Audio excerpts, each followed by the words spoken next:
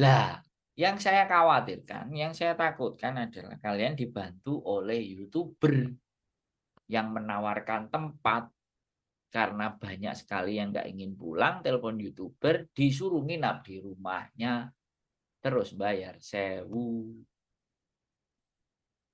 gitu loh. Sewu itu 2 juta loh, Rek. Sebulan 2 juta itu kos-kosan wis keren loh, Rek. Dan masalahnya nggak cuma satu orang,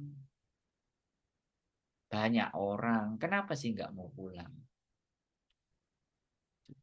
Ini critical thinking juga, berpikir kritis. Nggak bawa duit, nggak.